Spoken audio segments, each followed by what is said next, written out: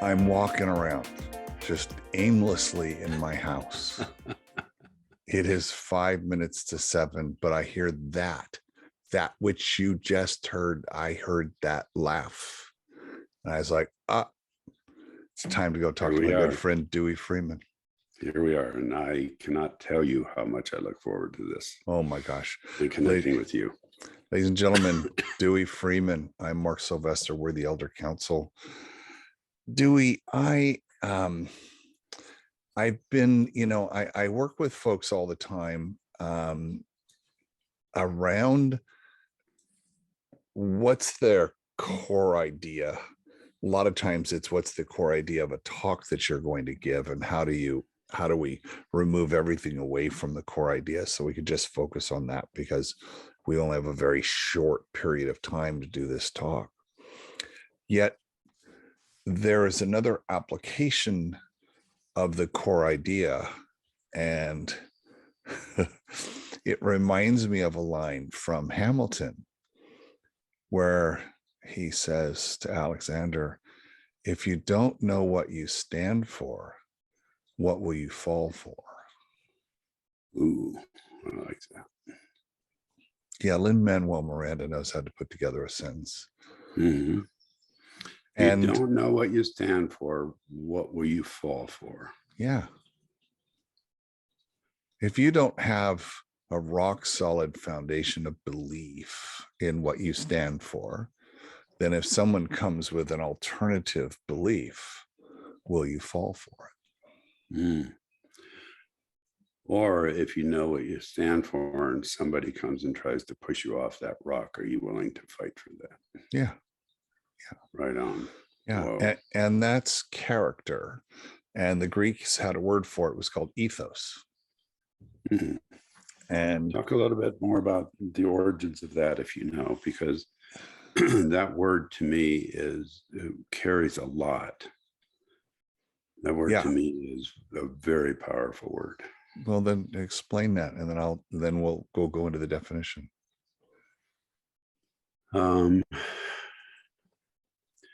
Ethos to me has to do with, well, let me come at it this way. When I say the word ethos, I feel it in my core. I feel it right in the core of my system, the core of my body, the core that that in martial arts is that you're always in touch with, if you're working correctly.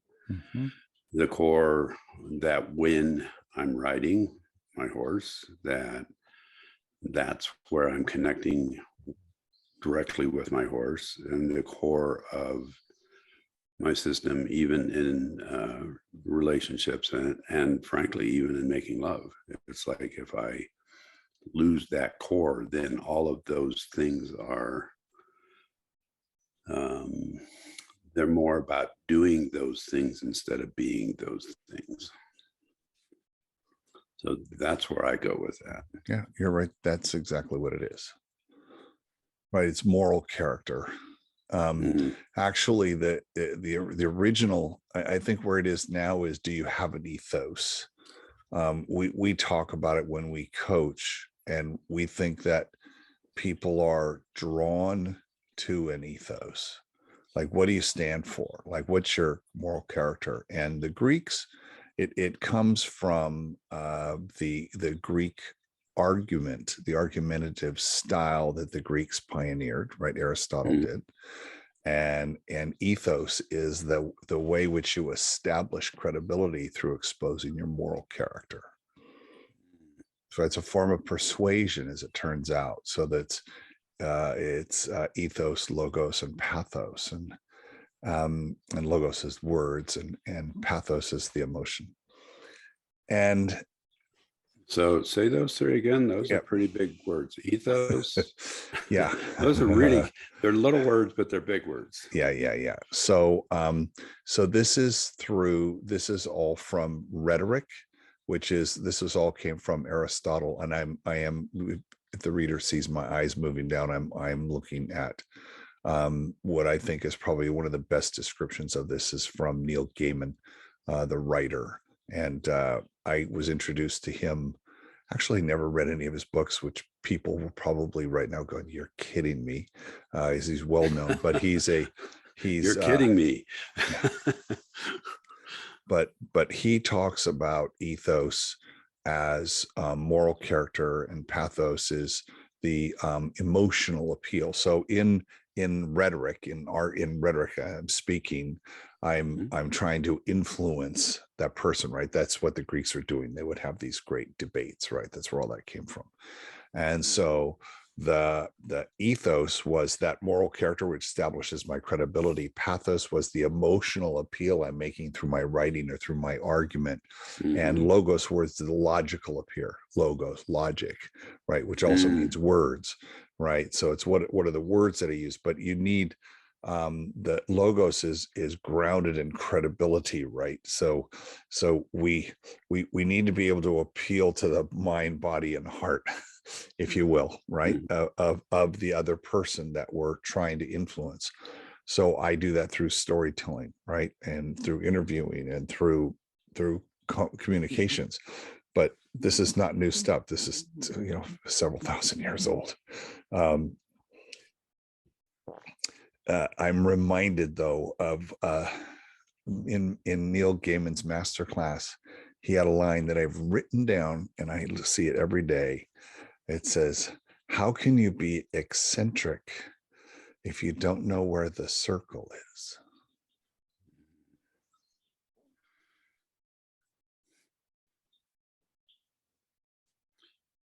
And in this case, okay, my mind is like,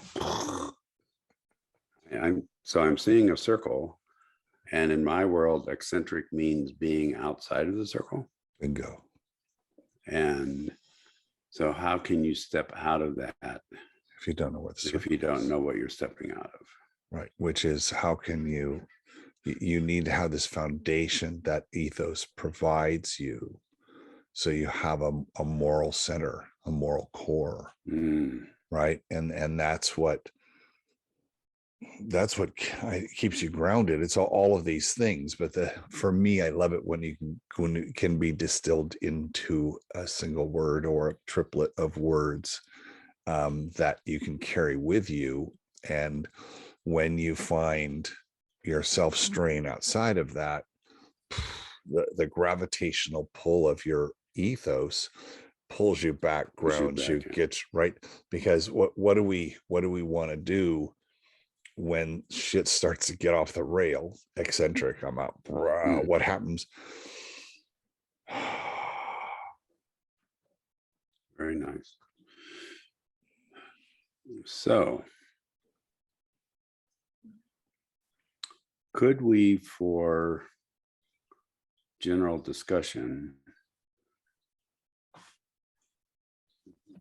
at least generally say that ethos is, in maybe this discussion, is begs the question of, what do you stand for? 100%. So what I wonder, and I know that you and I have spoken about this a lot, which is why we've not done a show specifically on it, and I thought it was time we did that. Yeah, right on. And because you and I, through many of our discussions, whether it be on here or private discussions or just relational discussions, it's like, what do you stand for? And what I wonder about with our audience is, if I said to everybody that's listening to this and seeing this, do you know what you stand for in the world? And are you willing to be transparent about what that is that you stand for? And are you also willing to be congruent with what you're standing for? So when we work with people, there's a part of what we do is because we do a lot of personality branding and working with individuals who have build a business around an idea. It's the same thing, right? And Totally. so they're hiring the human. So in an effort to get them to know, like, and trust you as quickly as possible, you want them to know your moral character, right? The things we just talked about, right? So I'm Totally. making, in my rhetoric, how I speak, I'm making an argument, choose me. So the best way to do that is for you to know at the core of, let's just go there quickly. So on the Hmm. home page of nearly everyone we work with is their ethos, Right. right? Because I want people to see that. So if you go to my page, you'll see working with me is like, these are the things that are important to me. Boom, boom, boom. Hmm. Hmm. Do you have it labeled ethos? What do you have it labeled as? I'm gonna look. I know some of our folks have done it where it says my ethos, where they actually do it. And I'm looking to see. Um, uh, I just is how we'll work together. Years ago, I abandoned the idea of putting values up for all to see. Instead, I call them observable behaviors and reflect Mm. each week to see if I can find an example of how they've been put into practice. Do you have values that you can see in action? These are mine. Solve Oh, problems wow. visually, Hmm. cultivate emotional intelligence, stay curious forever, show up, be present, listen loudly, and make every moment memorable. I love those. I love those. Thanks. Yeah. So that's uh Traver has it, lots and lots of people, because we think of that's so important. Now that's my business ethos, right? My personal ethos comes from the tenets of my martial arts and Hapkido, which we've talked about a lot on the show: courtesy, integrity, perseverance, self-control, and indomitable spirit. And I've written at length on those tenets. In fact, um, I'm going to write again because my year, you know how we've named our year? Mine is the 2022, the year to write it down. And so Ah. I've been doing a lot Oh, of and you writing. have been doing that, right on. Yeah, been doing a lot of writing. So I think of, and I each time we go for a black belt, we had to write an essay to Grandmaster. And I've written on the tenets extensively as they apply to business and how business and personal is so interwoven with me, Hmm. that the tenets are all interwoven in that. But I wanted to explain those things in a different language. So what I just read you was what those tenets look like. So when I said observable behavior, it's okay, you can have those tenets, but what do they look like? What are other people seeing and experiencing Right, with you while you're right, doing that? right, right. So would it be a fair thing to say, if you could picture like a pyramid, is those 5 personal tenets or ethos are at the base structure of the pyramid? Yeah, sure. And then what you shared with in your business ethos is that might be the next layer. Sure. And um, would you, and I'm actually getting to something here, would it be reasonable to say that from those 5 basic core tenets that you're building something for your business? Would you also perhaps build something for your relationship? Would you build something for friendship? Would you build something? How would you sort of picture that? Yeah, I could see the way they're manifested both maybe internally and externally. Maybe that's another way to think about it. Okay, another structure. How have I internalized those? They're all important. The one that spoke to me the most was I didn't quite understand indomitable spirit at first. Like I didn't really understand what that meant. And I know what the two words mean, but in this context, why did Grandmaster say why was that the fifth one? And he just looked at me like how come you don't understand this, Sylvester? Oh, like what's wrong with you? What's wrong with you, dude? but he said, you can never be dominated. Oh. And that just hit me right now thinking about it. You can't be dominated.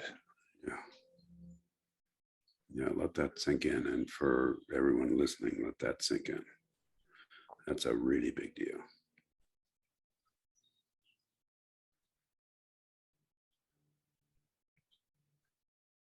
So the way that shows up in business is you think of competitors very differently. So please explain that some, because that's another huge statement. So if you can't be dominated, then I'm going to own any arena I'm in. Right. So if I'm in a business arena, I will own that arena. I can't be dominated. I'll fight. I may fight like hell, 100%, but I won't be dominated. That's just such a core part of me now, right? Because that's been tested. That more than once. more than once. Okay, so where I go with my relational process is and when you said that indomitable spirit, right? Indomitable spirit is that you'll never be dominated. If I'm in a relationship, and I believe I know the answer to this, but I'm going to ask it just for people to think, is part of our process trying to dominate? No, not at all. Exactly. Please go with that, because this is a really big deal. Well, this is the core of the Dewey Freeman philosophy, right? Control v power. Exactly. Right. This is totally. So it's interesting how one of the things I love, ladies and gentlemen, is how at the act 3 of both of our lives, we've come at it from completely different ways. Totally. Couldn't be on different sides of the universe, yet in so many ways we are exactly the same. And in this, the way that tenet has shown up in you, because you are, a skilled martial artist as well, in life and on the mat, right? So let's say that I do my best. Right. Well, it's all we can ever do. Be the best me on today that I can be. Right.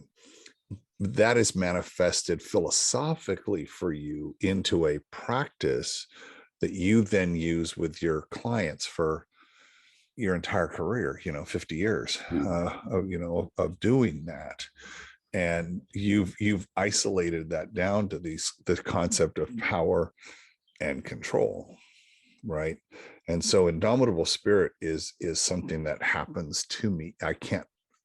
My spirit is so strong it cannot be dominated.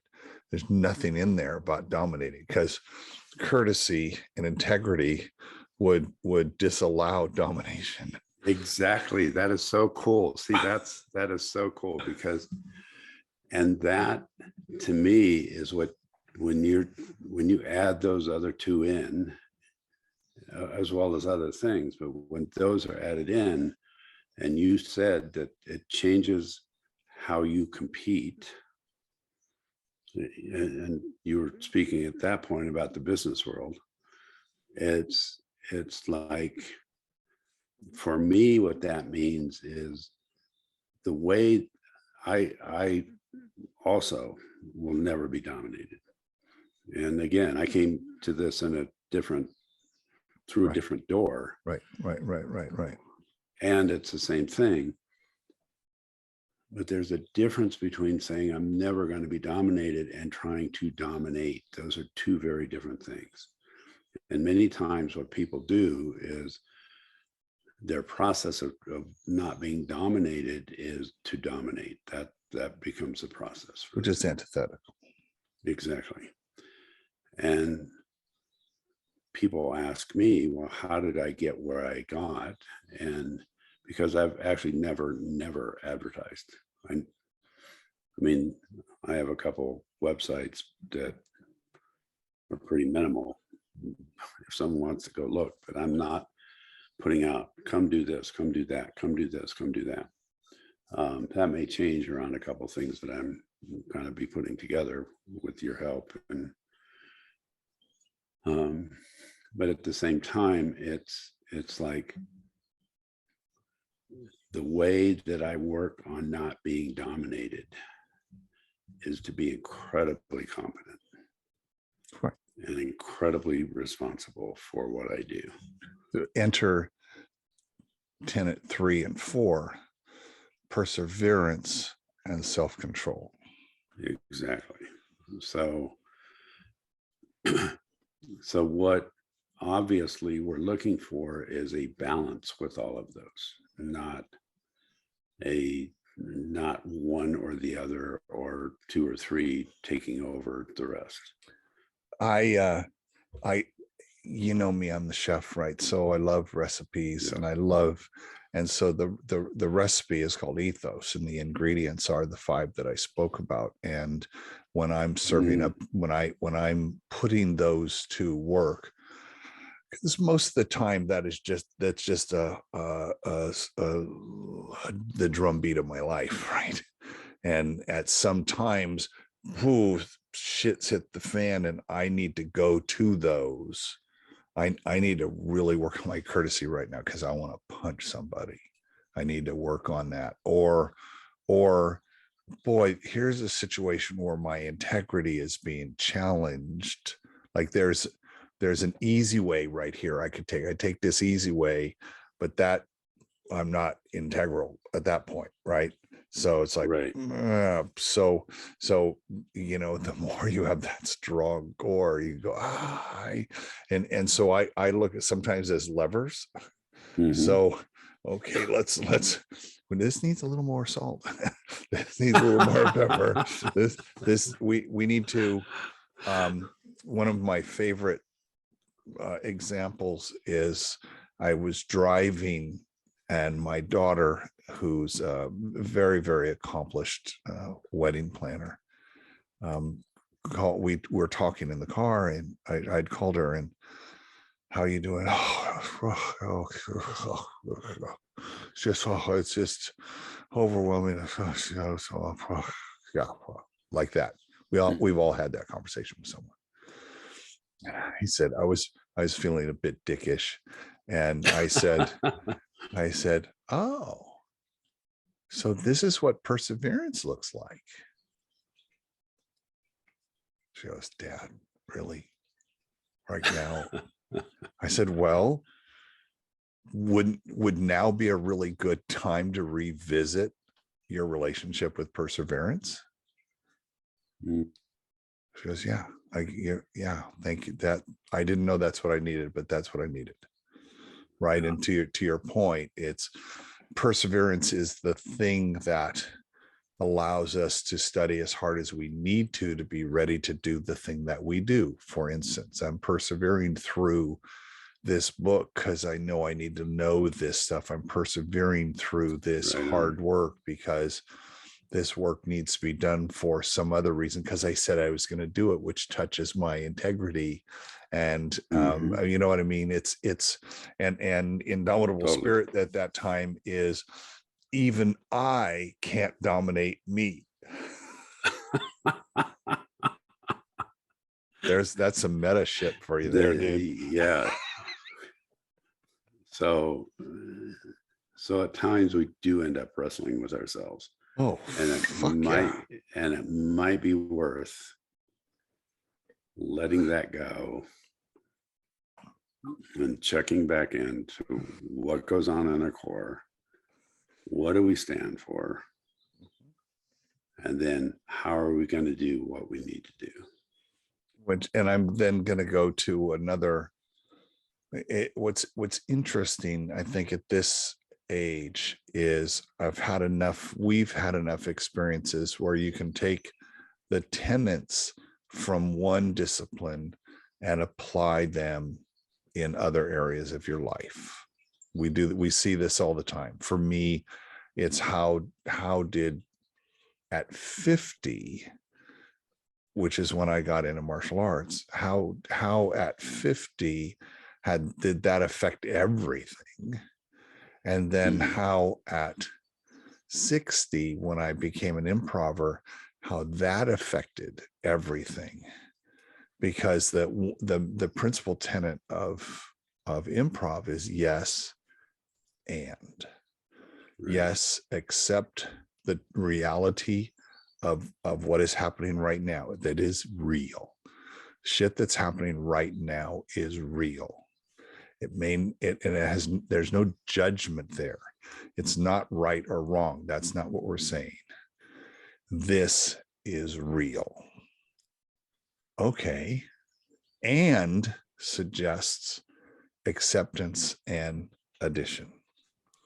Okay, if this shit is real right now, I'm having this struggle, it's real.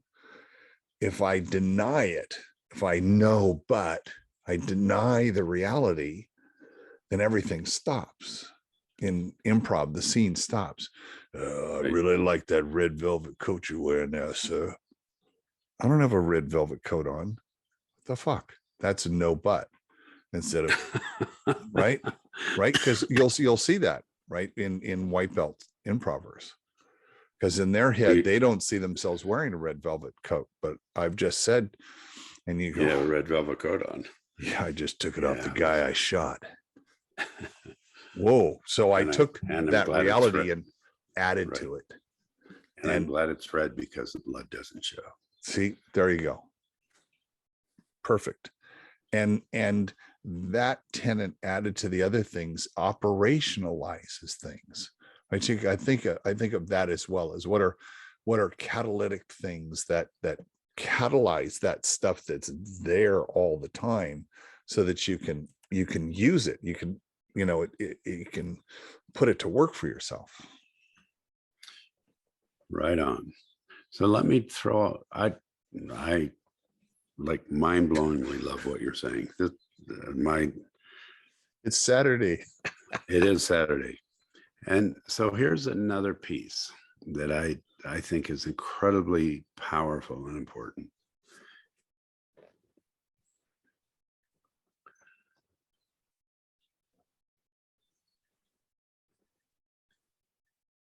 So it's Thursday about noon, and I'm riding my horse Moondash. Moondash and I just crossed a creek. The creek is about 40, 50 feet wide. It was up to the bottom of his belly. We came out the other side, and I was like so incredibly happy with both of us and how we handled that. As we continued walking through down a path, the bush on either side was really high, and about maybe 100 yards off the creek. Path is very narrow. A baby deer had been sleeping right next to the path and jumped up and ran through the bush. And poor little guy was like frightened. What that did was spook Moondash. He jumped sideways, probably 12 feet with me on him. Straight sideways. And a friend of mine my friend is riding behind us, and she said, "You didn't even budge off of your horse." And I went, "Yeah, we're connected. he's allowed to struggle. And it doesn't have to change what happens inside me. Within 10 steps, everything was fine again. Moondash was blowing up, snorting and releasing it from his body. And we continued as if that didn't happen, knowing full well that had I freaked out about what happened, Moondash would still be freaked out. And so it was like, I could look at that as, wow, that was pretty fun. Wow, we did that really well. And both of us continued to breathe and move down the trail, enjoying ourselves, ended up trotting. He ends up shaking it all off. And within 30 seconds to a minute, everything's back to normal. And the lesson? The lesson is when we have our ethos, when we have our 5 core tenets that we live with, shit can go bad and we don't have to go bad. Ladies and gentlemen, that was a perfect example of a 5S story executed excellently. You did a great job of that. That was perfect. That was perfect. I want to go back to the masters. I want to go back to the tape. That was perfectly told. You set us up. It's 11 a.m.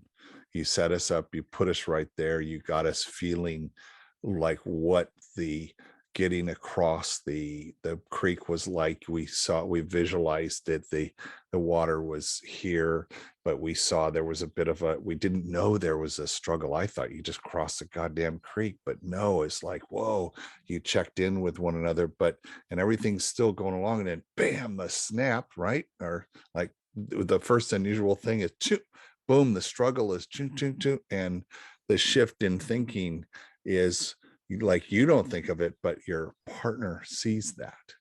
So the shift can come from an external source, which is the end of the struggle, which says, wow, look what they just saw. What they saw was the equine therapist master living the stuff, right? Which is the exact point, which is when you have that grounded capability that's in your body. In your case, it's the somatic awareness of all of that stuff. When shit happens, exactly. And how, and when shit happens, if we can stay in our ethos, that affects other people dramatically in dramatically positive ways. Oh yeah.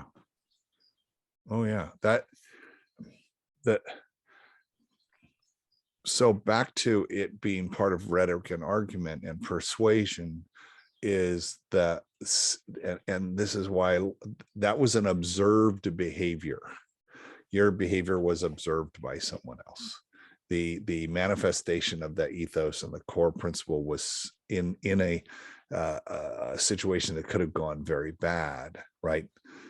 Was seen by someone else, and it's at that time that you influenced her, right? It goes back to your tenets of exactly living it, and what do people see, what is the behavior, right? What are the outcomes of something, right? Instead of talking about it, right? Because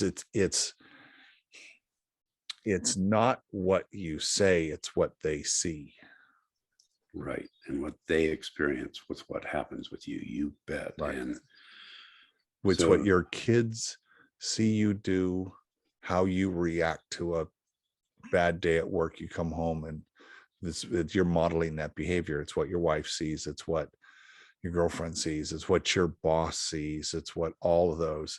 It's some call it grace under pressure, which is just, how do you manifest? That's self. Again, it goes back to, in that case, grace under pressure is self-control and indomitable spirit, right? It's those two things. I have that. some might argue that those tenets are deeply personal and should not be shared. Mm.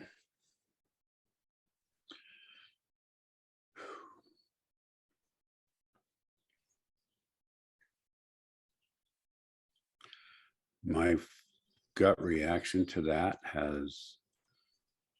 is probably sometimes that would be true. The more intimate a relationship is, the more, in my world, I would share something. So when I'm close and intimate with somebody, I would be more likely to share. This is the core of how I try to live. I most likely would not walk into a room and go, "Hi, my name's Dewey, and here's my 5 tenants." So I don't know. What do you think about that? If if the goal in life is to have very positive, deep, intimate relationships, and intimate in the sense that they're vulnerable and real with everyone, as many people as you can, right? And I'm notwithstanding the clerk at the grocery store, Absolutely. right? Then getting to that so that they have an experience of you living that, rather not saying it, but living that tenet, right? That's why I call them observable behaviors, Right and on. living that so that they see it. I want to, I'm thinking about know, like, and trust. How do I get someone I don't know, an audience that doesn't know me, to know me? Okay, what am I doing? Have them know me. How does this cat think? To like me. Well, I like that point of view, and to trust me, right? Because I'm being vulnerable. Hence, they can be vulnerable and they don't have to have their shields up. They can lower their shields to Right. trust. Right So on. I want to know, like, and trust. And so we think the best way to get there, the quickest way, not the best, the quickest, because I don't have a lot of time, because I may not see that person again, right? And I may want to, but I need, we think it's through story, because story gives us an opportunity to touch into emotion, which gets us back to the very beginning, Doctor. Ethos, pathos, and logos were about rhetoric, which is about storytelling. You bet. One of the things I believe that storytelling does is allow people to begin to experience jointly some of our experiences. Yeah, yeah, and have And uh, all 3 of those words are really important, right? yes, Because I need the words to communicate the data. There was the facts. I mean, you told us how wide the river was. You told us how deep the river was, but we got the emotional feeling, which I hadn't considered, which was, as soon as you get out, we did that. And it wasn't I did it or Moondance did it. It's we did that. So I had an emotional connection to that right away. And the ethos shows up in the sense that 10 feet sideways jump, and we're both grounded. And I love how Moondance shook it off and snorted. I heard that, right? I saw that. So again, the storytelling part of that, because that's an important story, the storytelling part of that gets all 5 senses in there, right? Because we got the sense of touch, absolutely got the sense of touch. I could imagine being on the horse, and I can imagine the brush going by you as you're going through it, and all of that stuff. And while we've broken that down so much, the power of that does get down to being able to incorporate and touch those areas. You bet. And with the ethos, logos, and pathos, all of those allow us, when in relationship, to ultimately go through a tough time and come out okay, which is what Moon Dash and I did actually twice. One through the creek, which was a planned tough time, interestingly enough. And the other one was an unplanned tough time.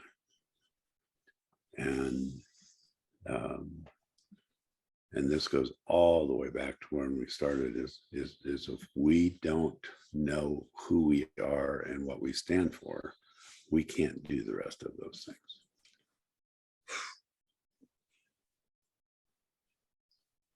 So the question to the audience, the person listening right now, do you know what you stand for?